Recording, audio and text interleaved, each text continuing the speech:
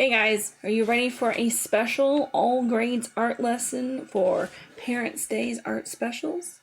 Well, stay tuned. So, I'm going to do a special lesson, as you might have figured out, that is going to be for crafts for parents of all types. This Sunday is Mother's Day, and that was what inspired me to do this one. Before we go any further, I would like to point out you do need some paper. Copy paper or line paper is fine. Pencil and eraser, and some kind of coloring supplies. Coloring pencils, crayons, markers are fine. It will be useful if you can have scissors, glue. That would probably be some of the most useful to have. And very optional is paint or construction paper. If you have those things, awesome. You work with those and you can use those too. But I'm going to show you how you can do most of these without some of the fancy stuff that they have. On a side note, if you have paint, please make sure you clear it with your mom and dad before you start using paint. I would use it on a table that does not have cloth on it. Make sure that you are not working on some place that could have paint that wouldn't come back off. Like, don't use paint over the carpet. And make sure you have some things down on your table so that you don't get paint all over the place. You know this kind of from my class anyway. Alright. So, let me pull up there we go. Like I said, the reasons that I wanted to do this, or what inspired me, is that Mother's Day is this Sunday. So, whoops, I'm taking up a lot of space on that one, aren't I? Let's see if I can fix that for a moment. Mother's Day is this Sunday. This is going to be a great way for you to come up with some projects that you can do for her. Father's Day is on June 21st. If you want to continue on from that, you've got Aunt and Uncle's Day is on July 26th, and Grandparents' Day is on September 13th.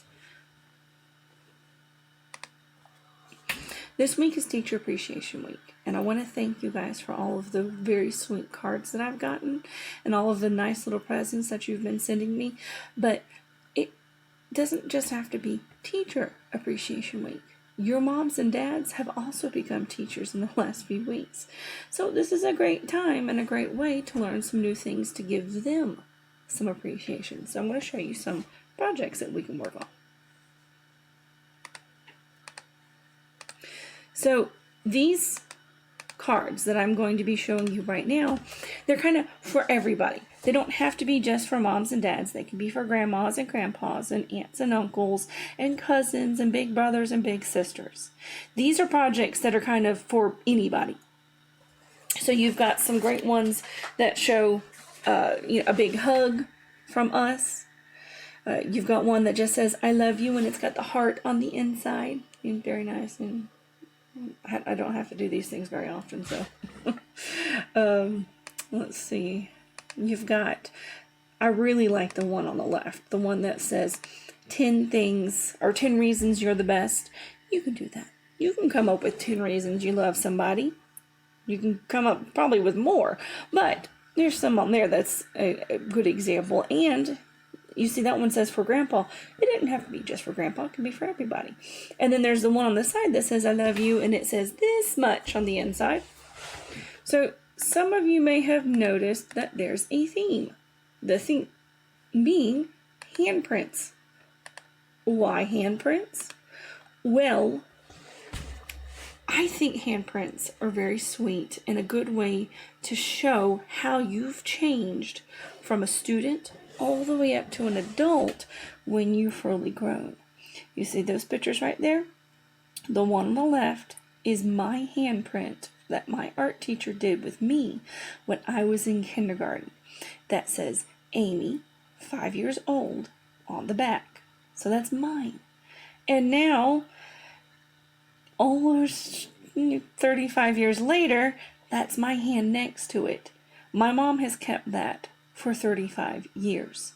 She has always had this on display somewhere at our house. She has one for my sister too.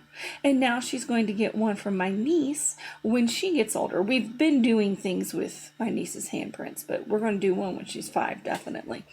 And it's a lot of fun to be able to go to my house and put my hand up next to it or even on it and see the difference that my hand has grown in all that time. So it's kind of a sweet thing to be able to keep your hand, or a copy of your hand, from when you were certain ages. And that's one of the things that I wanted to focus on for these projects.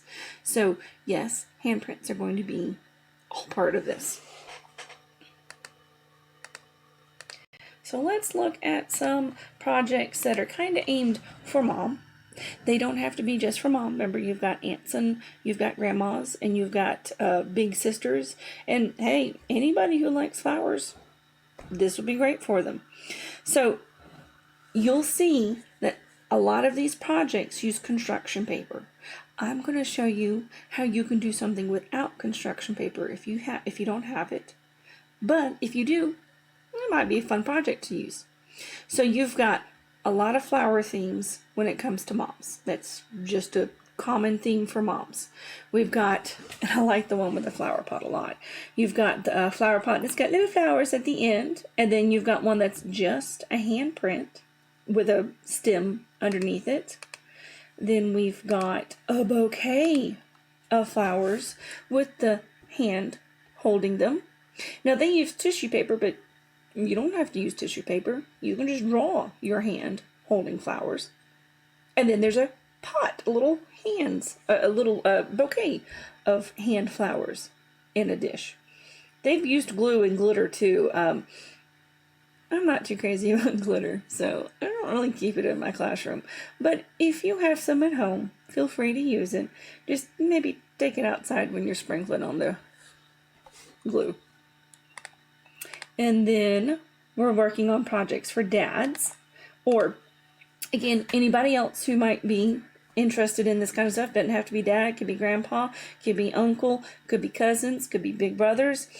I like the cute one. It says best daddy ever, hands down. And that's really simple. Just do two tracings of your hands down. The one on the right you might want to use paint for it some more, but you could still do it without paint. That would be perfectly fine. And it says, no matter how tall I grow, I will always look up to you. And that's so sweet. And I really like the dinosaur one. That's just super cute. So there's dinosaurs. And then this one says Grandpa's grilling partner. And it makes the hand look like flames. So in a moment, I'm going to tell you, or I'm going to show you how we can do some of these. Now, I know some of my older students right now are sitting here and thinking, Miss Franz, this is for little kids.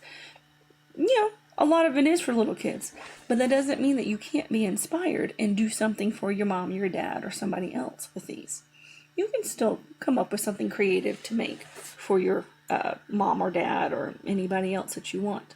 So let's get my document camera up and I will walk you through doing some of these. That's the wrong way. That's better. And let's pull up the document camera. So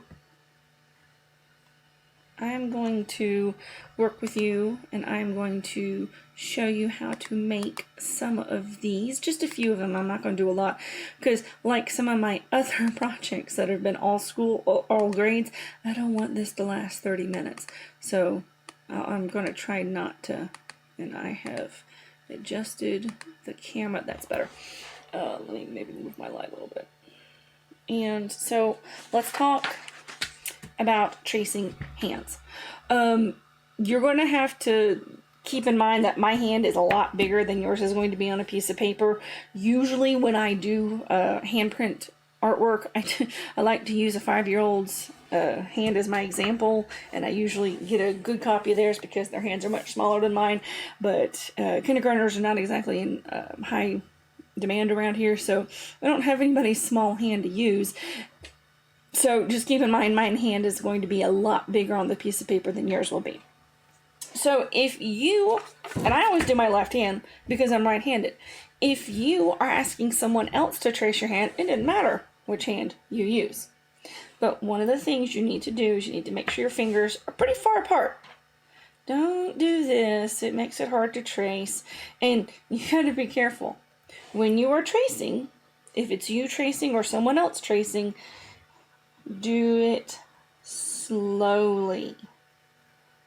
And don't push your pencil underneath your hand.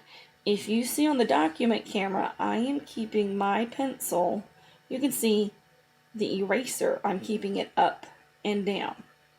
I will show you what I mean in a moment after I do this one, because the other way that I'm talking about will result in you having tiny skinny fingers which don't look good. So that is my easy way of doing that. But this is what I'm talking about. If you turn your pencil and you are not, you see how you can't see the eraser anymore because I've got it, I'm trying to go underneath it. This is how I've had students trace their fingers before. You don't want to have it tilted, because if you have the pencil tilted, even though you're running next to your fingers, you're going to end up with these almost skeletal looking fingers. That's not the way we want that to look. That's not going to make for an easy project. You want to make sure that when you're tracing, the pencil stays up and down, up and down. Keep it up and down like that. So we're going to look at, I'm going to show you how to work on 3 of these. First, let's go with the little flower part one. I like that one a lot. So I already traced my hand. That makes it kind of easy. And I'm going to add the flower pot underneath it. So I am going to erase part of my hand, because next I'm going to draw the flower pot underneath it. I don't think I have any, let me see. I'll use this little piece of paper to help make a straight line going across. I'm going to find right about here maybe. So that way I'm going to make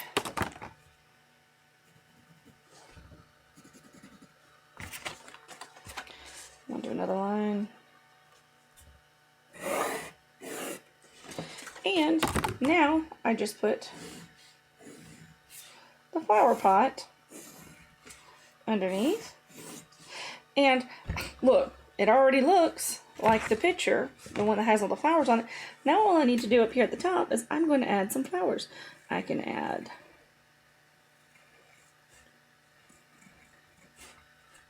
and then look, turn your page,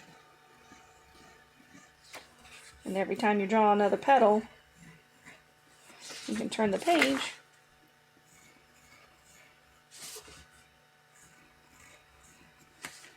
and voila, I have a very nice flower at the end. And I erased that little tip because you can't see it very well. I'm going to make this hand a little darker so you can see better. But that's not all. I can add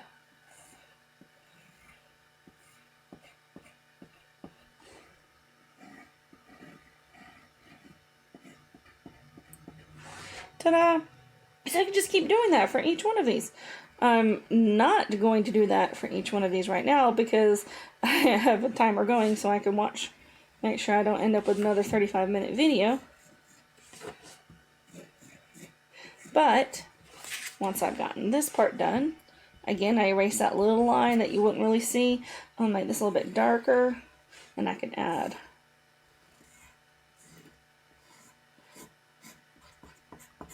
ta-da, something like that. So then you can add something that you're like, I love you, or anything that you want to come up with that's a nice little message for someone, and boom, color it. This doesn't have to be done on construction paper. If you look back through the video, the one that I did show you was on construction paper, but we just did it without construction paper. Then work on coloring. Now the only thing I would tell you is that if you're drawing on these, try not to draw and cover up your whole hand too much. I mean, I kind of cut off the bottom part of the hand to put it in the flower pot, but you don't have to take that much off your hand. And again, like I said, my hand's going to be really big on these pieces of papers, and your hands aren't going to be as big. So you can just continue I almost said painting. Coloring on yours. And you can color even over the thing that you wrote. So you can come up with a very nice picture that still involves your hand and a print without having to cut anything out at all. So there's that. You can actually do that with a lot of these. And when you're coloring, make sure you're getting all the way to the edges. Now, it might become a little hard to see something. If that happens, take your pencil and go back over it, and it can help stand out a little bit more. So that was the first one. I'm not going to keep tracing my hand because that will eat up some time. So I've already traced my hand another time for this, and I'm going to turn this one into that dinosaur. So I've traced my hand. I need to turn it this way because the dinosaur has the feet down here, and I'm going to draw a line. I'm adding that to it. So now that means I'm going to erase this upper line. This one. And I'm going to erase that part of the... So it kind of looks like you got like, 6 fingers right now, but we don't really. We're just making sure that it's got a tail on it. So now we add our details. So since this was I think they drew a Stegosaurus, was it? Yeah. So I'm going to draw, in 2nd grade, y'all probably should remember this. When you start with the Stegosaurus, if you're going to draw him Stegosaurus, you can draw him something else. Draw 2 lines going up and then triangle on top. 2 lines going up and kind of a triangle on top. But then behind it, you can add the little detail of the other fin behind it. So Stegosaurus's fins get smaller as they go down. It's going to get to the point where I'm just going to turn these into just little ones. You can do a little behind them. And then he's got spikes at the end of his tail. And we can add some a bit more detail to it. Oh, not detail, making the line stronger, darker, sorry. And then they have, it's pretty easy, they give them these little toenails at the end. And you can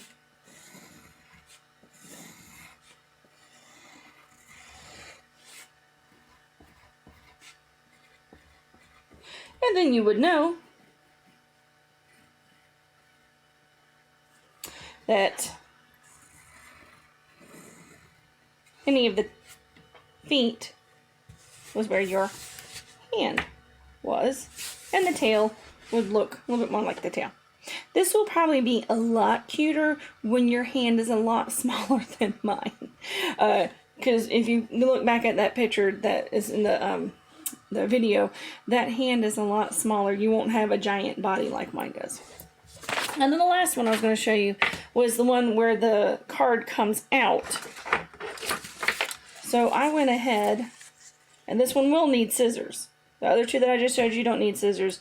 This one will. So I went ahead and I cut out, actually just cut out one hand but then I flipped this one over.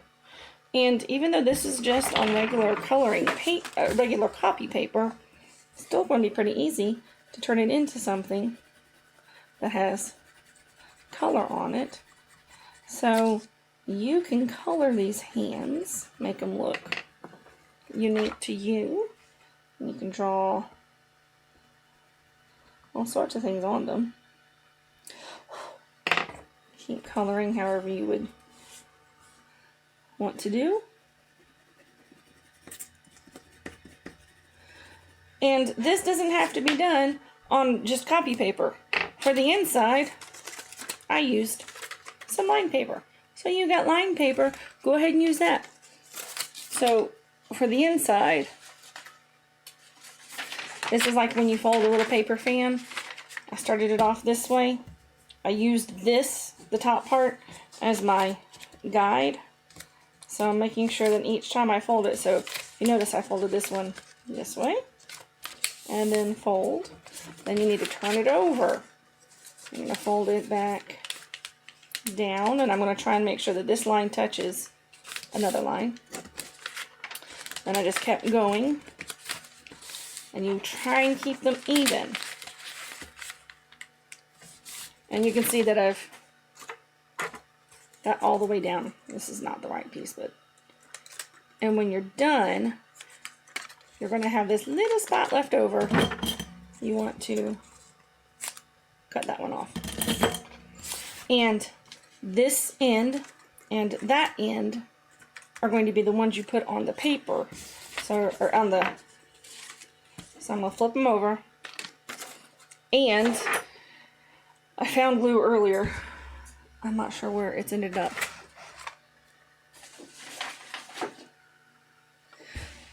I'll find it as soon as I stop recording. So, since I don't have my glue right now, I will find some of this colorful tape that I have. And hey, work with what you got, you know? So, I'm going to tape.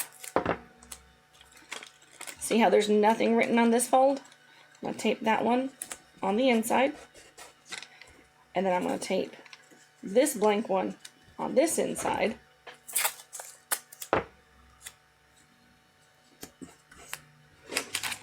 And it can be folded back together. And then you've got your I love you this much card. Now, let's get my computer back. Get that out of the way. This is an art project for you to show your love and appreciation for somebody. I'm hoping that you aim it towards your mom and your dad and your grandpa and your grandma, anybody. But this is for you to work on. I'm not going to grade you on this project. If you want to send me the pictures of what you did, I would love to see them. But this is not going to be a project that you have to worry about a grade on. Okay? So, let's look. We got, those are the ones that or some of the ones we were looking at. So, like I said, I'll move that up there. This is the project for today. I think I just hit 25 minutes. Well, at least it's not 35 minutes. There's lots of examples and things in here for you. Remember, you don't have to turn it in, but if you would like to, you can turn it in at the folder that's on your daily sheet. If you have any questions, you can email me at afranceinamena.org. And hey, bring your mom and dad in on this. Ask them to help you with their tracing your hands. Make it a family project. Make it a family memory. And I do have more lessons for you guys next week, so I will see you then. Bye.